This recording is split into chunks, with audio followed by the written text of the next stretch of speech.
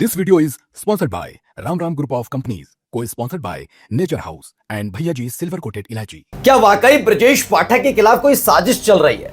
यह बात मैं इसलिए कहना चाह रहा हूं दोस्तों, क्योंकि एक तरफ ब्रजेश पाठक की तरफ से और ना ही समाजवादी पार्टी की तरफ से कोई ऐसा अब वॉर नजर आ रहा है जिसमें डीएनए का जिक्र किया जा रहा। एक आखिरी था जिसमें समाजवादी पार्टी के आईटी सेल की तरफ से डीएनए को लेकर कुछ कहा। अखिलेश यादव ने खुद आपत्ति जताई, आईटी सेल के अपने ही समाजवादी पार्टी के आईटी सेल के कर्मचारी को डपटा और बस उन्होंने कुछ सवाल जो नॉर्मली पूछे जाते हैं वो उन्होंने पूछा। ब्रजेश पाठक ने भी उसी लहजे में जवाब दिया। दोनों के बीच जो एक सत्ता और विपक्ष, दोनों के पक्ष विपक्ष के बीच में जो बातचीत चलती है उस पर आ जाता है, डीएनए का जिक्र नहीं होता, फिर खत्म हो जाता है। यानी ये मसला खत्म हुए तकरीबन एक हफ्ते का वक्त बीत चुका है। बीच में पता नहीं कौन सा एक संगठन आता, उत्तर प्रदेश नागरिक परिषद, जिसकी अपनी कोई पहचान नहीं है, लेकिन वो ब्रजेश पाठक के कंधे पर चढ़कर वो अपनी उत्तर प्रदेश में पहचान बनाने की कोशिश करता। तब भी मैंने कहा था कि ब्रजेश पाठक जी संभल कर रहिएगा, ये ऐसे ही संगठन है जो उत्तर प्रदेश में आप जैसे एक कद्दावर नेताओं का समर्थन हासिल करते हैं और फिर आपसे ऊंचा उठने की कोशिश करते हैं। ये इनका भरोसा नहीं होता। जैसे करनी सेना को देख लीजिए, कैसे राजस्थान से उठकर उत्तर प्रदेश में पैर पसारने की कोशिश कर रही थी और हालात योगी आदित्यनाथ के कैसे हो गए हर कोई देख रहा है, समझ रहा है। ऐसे ही करने की कोशिश है। खास बात यह रही कि ब्रजेश पाठक ने इस पर कोई खास प्रतिक्रिया नहीं दी जो उत्तर प्रदेश नागरिक परिषद की तरफ से लगाए गए। अभी तक सवाल उठ रहा था कि उत्तर प्रदेश में ऐसा कुछ क्यों नहीं हो रहा, उत्तर प्रदेश में बीजेपी क्यों समाजवादी पार्टी के इतने बड़ा बात हो गई, ब्रजेश पाठक के लिए बोल दिया, क्यों कुछ नहीं हो रहा। अब जब मामला खत्म हो गया है तो लग रहा है कि अपने ही नेता, बीजेपी के ही नेता ब्रजेश पाठक को इसमें उलझाकर रखना चाहते हैं।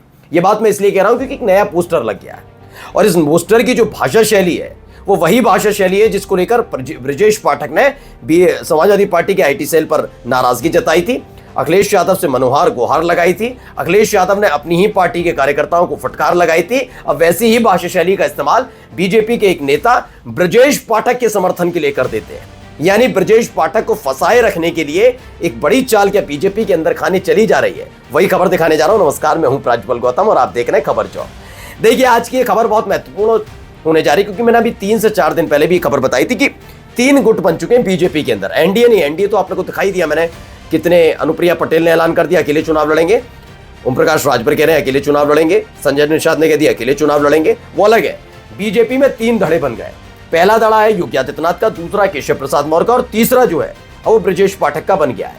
लेकिन ब्रजेश पाठक इस खेल में बहुत अकेले पड़ते नजर आ रहे हैं। अकेले इस लिहाज से कि जब उनके साथ द्वंद्व युद्ध, वो मतलब बोलने वाली कहते हैं, वाक युद्ध कहा जाता है उसे, तो जब वाक युद्ध ये चल रहा था समाजवादी पार्टी के साथ, उसमें ना ब्रजेश पाठक के साथ केशव प्रसाद मौर्य नजर आ रहे थे ना योगी आदित्यनाथ। लेकिन अब जब मामला पूरा सिमट गया है, कोई किसी तरह की टीका टिप्पणी नहीं हो रही, कोई किसी से कोई कुछ नहीं कह रहा, तो अब बीजेपी के नेता गंदगी उगलकर इस पूरे मसले को फिर उठाना चाहते हो। पोस्टर चिपका दिया, किसका चेहरा, ब्रजेश पाठक का। पहले इस पूरे को पढ़िए कितना गंदी और अभद्र बात लिखी गई, और ये वही अभद्र बातें हैं जो खास तौर पर ब्रजेश पाठक ने जिस पर नाराजगी व्यक्त की थी।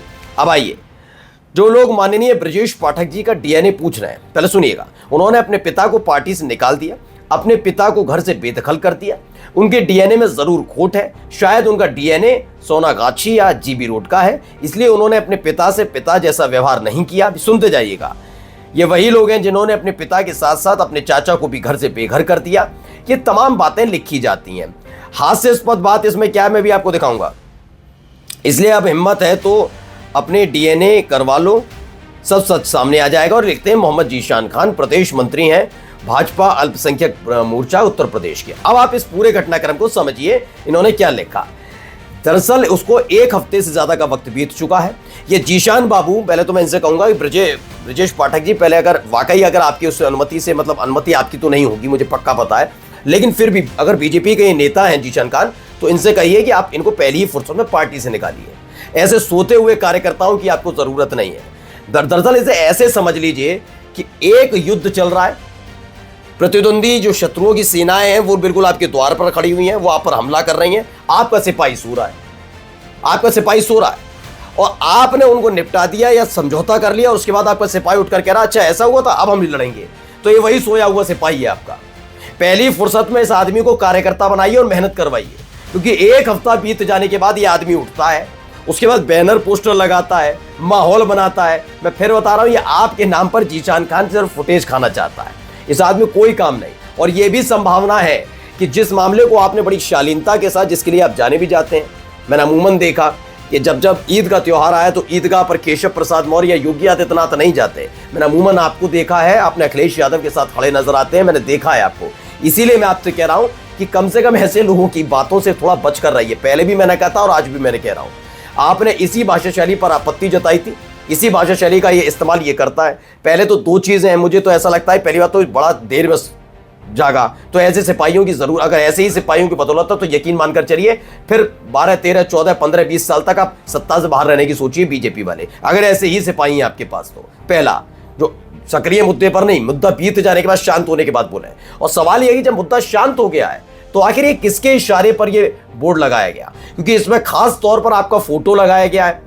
अब जिस चीज को लेकर आप नाराज चल रहे थे, सोनागाछी और जीबी रोड जैसा जिक्र समाजवादी पार्टी के आईटी सेल के उसमें भी था, उस पर आप नाराज थे। आपने अखिलेश यादव से डिंपल यादव का जिक्र अपने ट्वीट में करके पूछा था।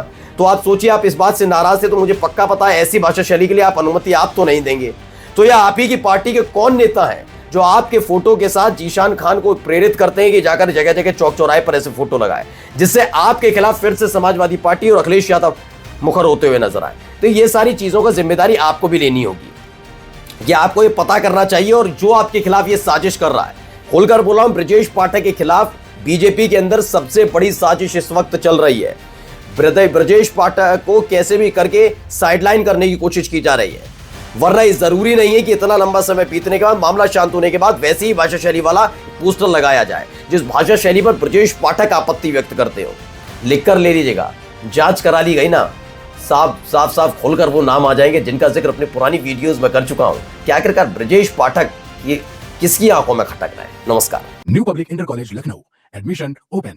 For more information, call 0522 282232 or 7755 089585.